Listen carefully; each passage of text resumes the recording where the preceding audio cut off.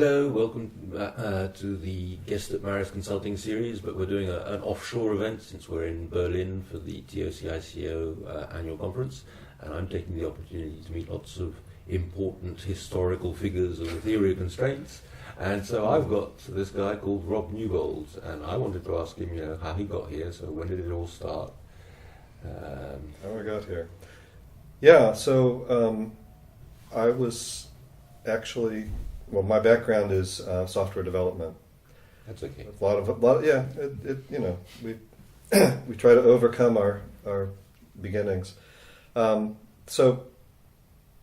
had been working actually in the healthcare field, healthcare data management. I wrote a little cost accounting system, full overhead allocation and all that kind of thing, and then decided that wasn't working and did a little bit of consulting, and then in the late 80s was looking around for a job, and there was this place, the Goldratt Institute, that had me come in and interview. I interviewed with Avram Mordach.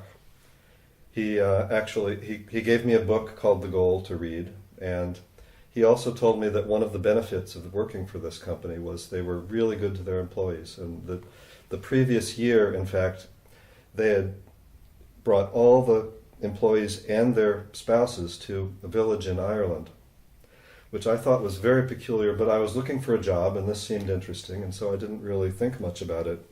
It wasn't until about, 10 years later that I realized that what he had actually said was the Virgin Islands.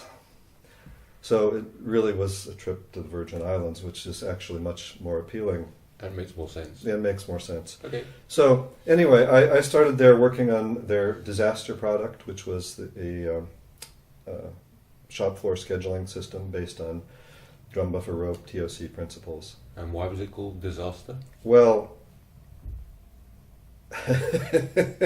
this was Ellie wanted to call it disaster because he felt that if people didn't know how to use it and use it properly, they would have a disaster. Okay. And I think actually the reality was that it would just sit on the shelf like any other software does. It was also disastrous marketing. It was a disastrous marketing idea. It was not. So most plant managers are not really interested in implementing a disaster. No, right. So, but be that as it may. Right. So. I was there for a couple of years, and then. Avram left and I took over managing the group, and when Bob Fox left the Goldratt Institute, I went with him. I and the disaster software renamed to be the Goal System,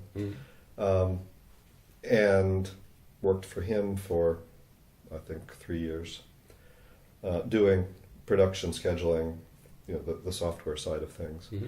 And it wasn't until kind of towards the end of that period that I really started to realize that most of the work that our consultants were doing didn't depend on software. They could get, 70% of the benefits without the software. And by the time a company had gotten 70% of the benefits, they didn't really feel a need to implement software. Mm-hmm. So. And what year are we in about? We're in about 1995 to 6. Right. Yeah. And meanwhile, this critical chain idea was starting to float around a little bit. Mm-hmm. I had also learned that Microsoft Project allowed kind of a lot of customization, so I thought, well, why don't I go write some critical chain software and make a fortune, and a couple of years later I can do whatever I want.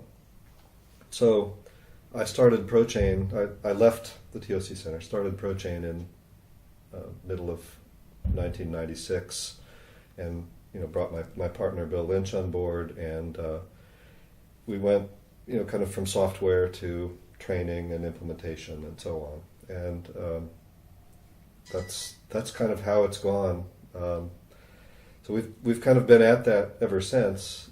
I would say the biggest change in our business is that we really put more and more emphasis on implementation, because that's kind of the hard thing. It's not the techniques, it's not how to do buffers or even how to prioritize tasks. It's how to get people to prioritize in the first place. Mm-hmm. The second thing is probably a shift more towards enterprise-wide kinds of solutions. Mm-hmm.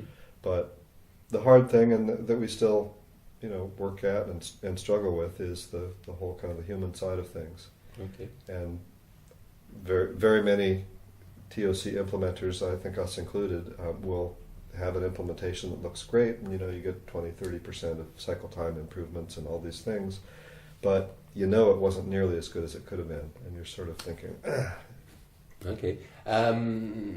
ProChain software to do critical chain project management. Yeah. So you're the first or one of the first companies to move in that area, right?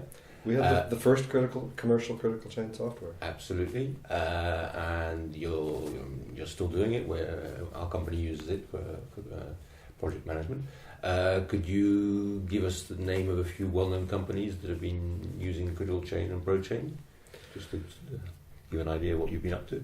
No, I can't. You can't at all. No, Okay. no, I can't because we're very much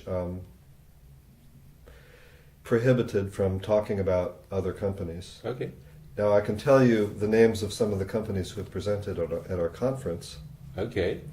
So, for example, Eli Lilly and Company Right. has presented there. Abbott Labs has presented a number of times. Right. Number of the largest semiconductor companies. So it's kind of that little dangerous to talk about. But Johnson & Johnson, Janssen Pharmaceuticals.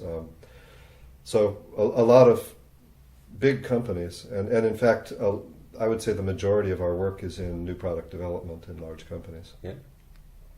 Okay. Great. And well, thank you very much.